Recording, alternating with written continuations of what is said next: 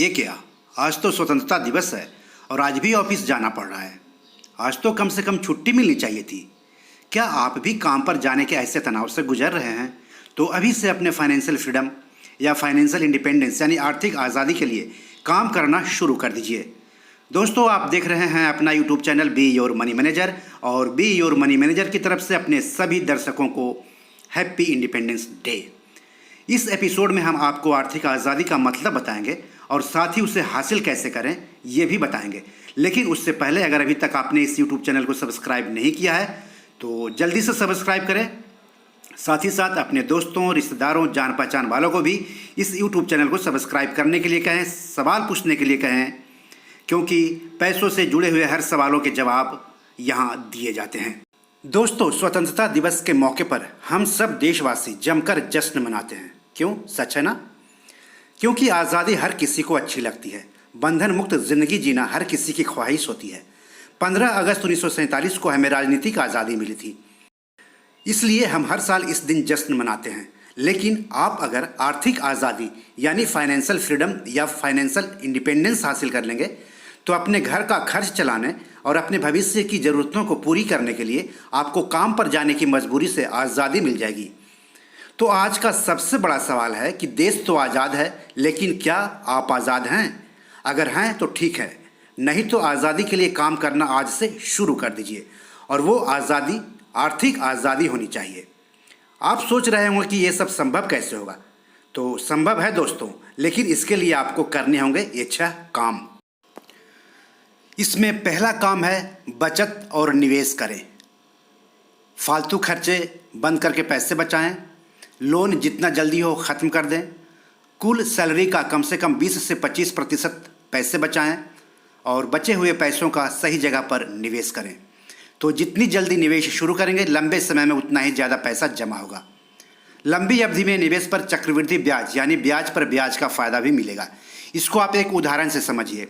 अगर आपने 1000 रुपया ऐसी जगह निवेश किया है जहाँ सालाना ब्याज 10% मिलता हो, 10 साल में आपका यही 1000 रुपया बढ़ करके 2593 रुपया हो जाएगा।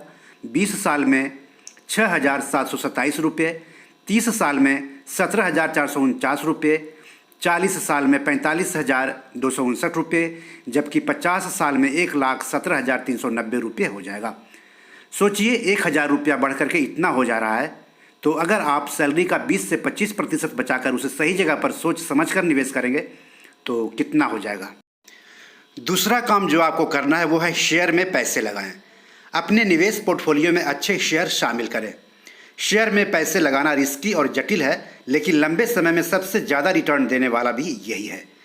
कम उम्र में शेयर में पैसा निवेश करके अच्छा पैसा जमा किया जा सकता है, जिससे आर्थिक आज़ादी पाने में मदद मिलेगी। तीसरा काम है म्यूचुअल फंड में सिस्टमैटिक इन्वेस्टमेंट यानी SIP करें। शेयर में अगर एक मुश्त पैसा नहीं लगा सकते हैं तो इक्विटी म्यूचुअल फंड में हर महीने थोड़े थोड़े पैसे, कम से कम 500 रुपया या 1000 रुपये लगाकर भी लंबे समय में अच्छा पैसा इकट्ठा कर सकते हैं। जानकारों के मुताबिक लंबे समय में इक्विटी म्यूचुअल फंड 12 से लेकर के 15% हर साल ब्याज दे सकता है। इसके अलावा चक्रवृद्धि ब्याज का भी फ़ायदा मिलेगा। SIP का फ़ायदा उदाहरण से समझिए।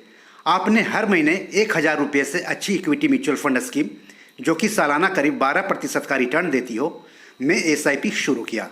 30 साल में आपका निवेश 35,30,000 रुपये हो जाएगा। अगर और ज़्यादा पैसों का निवेश करेंगे तो ज़्यादा पैसा बनेगा, जो कि रिटायरमेंट के बाद रेगुलर इनकम के लिए काफ़ी बेहतर साबित हो सकता है। चौथा काम जो आपको करना है वह है पैसों से जुड़ी भविष्य की योजना यानी फाइनेंशियल प्लान करना। फाइनेंशियल प्लान करके या फाइनेंशियल लक्ष्य तय करके अपनी बचत को निवेश करेंगे तो ज़्यादा बेहतर होगा। भविष्य में पैसों से जुड़े कई काम करने होते हैं, जैसे घर खरीदना, कार खरीदना, खुद की और बच्चों की शादी, बच्चों की पढ़ाई लिखाई, परिवार की सेहत के लिए इंतज़ाम करना, फिर रिटायरमेंट फंड बनाना वगैरह वगैरह। साथ ही हेल्थ इंश्योरेंस और लाइफ इंश्योरेंस पॉलिसी भी लेना होता है। आप अपना प्लान खुद से रिसर्च करके और सही जानकारी जुटाकर तैयार करें। भेड़ चाल का हिस्सा मत बने। अपने प्लान को अल्पकालीन यानी शॉर्ट टर्म, मध्यमकालीन यानी मीडियम टर्म और दीर्घकालीन यानी लॉन्ग टर्म में बांट लें और उसके हिसाब से निवेश करें। लॉन्ग टर्म में ज़्यादा रिटर्न के लिए शेयर या म्यूचुअल फंड को अच्छा माना जाता है, लेकिन सही शेयर और म्यूचुअल फंड स्कीम को ही बेहतर माना जाता है। 5वां काम जो आपको करना हुआ है इमरजेंसी फंड बनाना। ध्यान रहे किसी भी इमरजेंसी जैसे गंभीर बीमारी, अचानक नौकरी चली जाना या फिर घर, कार, दुकान, जेवर वगैरह की मरम्मत कराना जैसे कामों के लिए एक अलग से फंड बनाए। जानकारों के मुताबिक इमरजेंसी फंड में कम से कम 6 से 12 महीने तक के खर्च लायक पैसे होने चाहिए। जानकार लिक्विड फंड या बैंक एफडी को इमरजेंसी फंड के लिए सही बताते हैं। 6ठा काम जो आपको करना हुआ है निवेश पर नज़र रखें और समीक्षा करें। अपने फाइनेंशियल लक्ष्य हासिल करने के लिए जो निवेश किया है उस पर नज़र रखें। समय समय पर निवेश की समीक्षा करें और अगर आपको उसमें बदलाव की ज़रूरत महसूस हो रही है तो ज़रूर बदलाव करें। निवेश को लेकर अति आत्मविश्वास में मत रहें, कई बार अति आत्मविश्वास से मामला बिगड़ जाता है। अगर हम सिर्फ नौकरी ही करते रहें और महीने महीने मिलने वाली सैलरी से काम चलाते रहें तो ऐसा हरगिज़ मुमकिन नहीं है। आपके कमाए पैसे तब पैसा कमाएगा जब आप उन पैसों को सही समय पर, सही जगह पर, सही फाइनेंशियल प्लान के साथ निवेश करेंगे। यानी पैसे से पैसा बनाने के खेल में आप शामिल होंगे। इसके लिए आपको जल्द से जल्द फैसला लेकर ठोस काम शुरू करना होगा।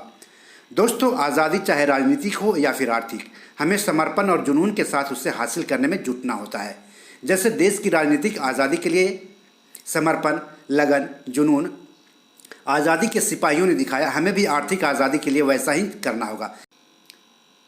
तभी हम अपने परिवार के साथ बिंदास होकर ज़िंदगी जी सकते हैं। तो बी योर मनी मैनेजर में आज इतना ही। नमस्कार।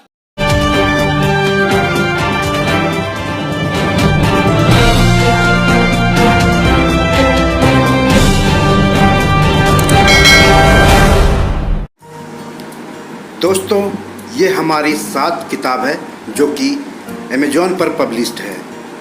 आप इसको डाउनलोड करके पढ़ सकते हैं।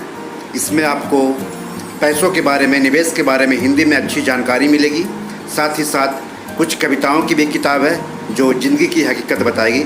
तो इसे आप डाउनलोड कर सकते हैं। डिस्क्रिप्शन में इसके लिंक दिए हुए हैं।